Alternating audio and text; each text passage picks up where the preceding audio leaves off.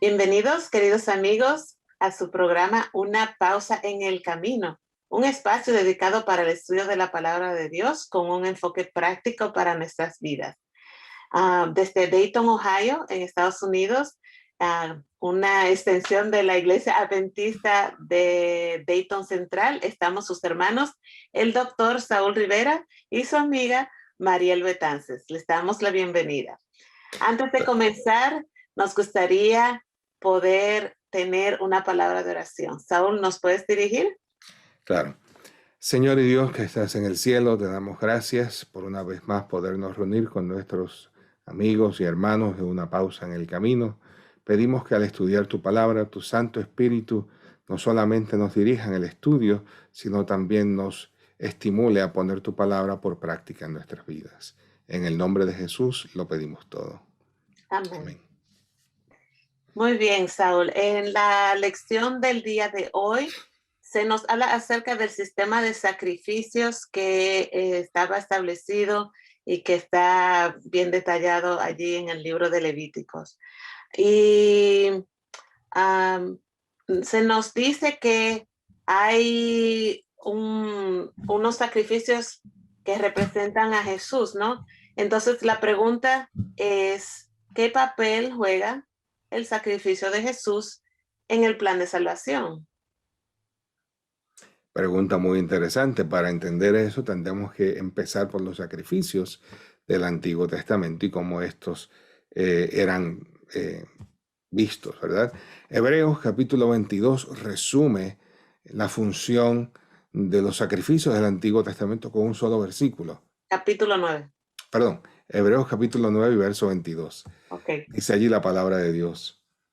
Y casi todo es purificado según la ley con sangre, y sin derramamiento de sangre no se hace remisión de pecados. Es decir, que para que algo pudiera ser purificado, no importa lo que fuese, tenía que haber algún tipo de sacrificio. Era la sangre, símbolo de la vida, lo que hacía que algo fuese purificado, en este caso los pecadores. La persona que había pecado y por lo tanto había roto la relación de pacto con Dios, tenía que hacer un sacrificio para que entonces este pacto pudiera ser restaurado y la persona pudiera ser devuelta a la plena comunión con Dios. Ahora bien, estos animales eran un sustituto del pecador. Es decir, Claro. El animal moría en lugar del pecador, la culpa del pecador era transferida al animal y el animal entonces en forma vicaria daba su vida por el que había pecado. Claro, porque se nos dice en la misma Biblia que hay una paga para ser hecha cuando hay transgresión. ¿Y qué se supone que transmitía ese mensaje para estos, cuando ellos iban y traían ese sacrificio y había derramamiento de sangre? Se supone que eso traía un mensaje para ellos, ¿no? Se supone. Lamentablemente a veces ellos no captaron toda la profundidad del mensaje. De vuelta en el libro de Hebreos capítulo 10 y verso 4 dice lo siguiente: porque la sangre de los toros y de los machos cabríos no puede quitar los pecados. Es decir, esos machos cabríos, esos toros, esas ovejas, esas tórtolas que a veces se sacrificaban, cada persona dependiendo de su estrata social y su nivel económico llevaba ciertos sacrificios. Ninguno de esos animales podía quitar la culpa del pecado. Eran solo un símbolo de aquel que finalmente quitaría la culpa. Ellos ponían su fe en que eventualmente vendría uno que sí quitaría la culpa del pecado que ellos habrían cometido, y esa persona sabemos es Jesús. pero si queremos ver la evidencia bíblica, podemos leer en Isaías capítulo 53 y versos 4 y 5, donde nos dice lo siguiente. Dame un segundito que se me... Ok. Nos dice, ciertamente llevó él nuestras enfermedades y sufrió nuestros dolores, y nosotros le tuvimos por azotado, por herido de Dios y abatido. Mas él herido fue por nuestras rebeliones, molido por nuestros pecados. El castigo de nuestra paz fue sobre él, y por su llaga fuimos nosotros curados. Amén. Amén.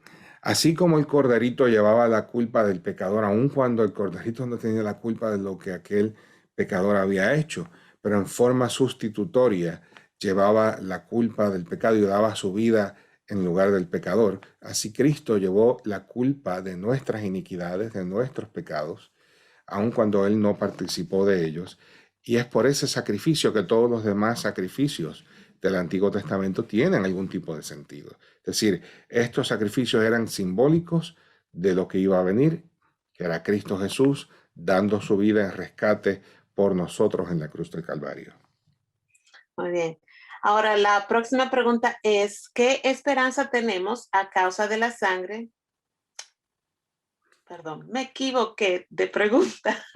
¿Qué importancia simbólica tiene el sacrificio de los animales? Bueno, como mencionamos, esos animales apuntaban hacia una realidad futura, hacia que uno que no tenía culpa daba su vida en rescate por aquel que era culpable y pecador. Tristemente, los israelitas perdieron de vista, muchos de ellos perdieron de vista esta gran verdad y entonces vieron a Dios como un Dios que estaba enojado y que necesitaba, su ira necesitaba ser aplacada. Es decir, ellos llevaban el sacrificio como que yo pequé, Dios está enojado conmigo y yo tengo que hacer algo para apaciguar esa ira de Dios. Y eso no era lo que Dios tenía en mente. Dios tenía en mente que hubiera un sentido de compunción por el pecado, estar compungidos por el pecado.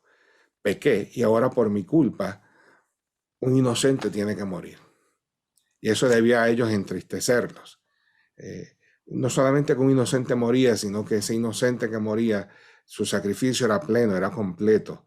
Si usted lee en el libro de Levítico, usted se va a dar cuenta de que si usted, por ejemplo, estaba agradecido con Dios por algo que Dios había hecho por usted, usted puede llevar una ofrenda al santuario y parte de esa ofrenda era quemada en el altar, otra parte era para el sacerdote y otra parte se la llevaba el que ofrecía la ofrenda. Es decir, parte de esa ofrenda usted la disfrutaba, vamos a decir. En el caso de la ofrenda por el pecado era todo un derroche, porque toda la ofrenda tenía que ser quemada. No se podía el sacerdote ni el pecador llevar nada, se tenía que consumir completa en el altar. Y esto, como dije, debía de impresionar.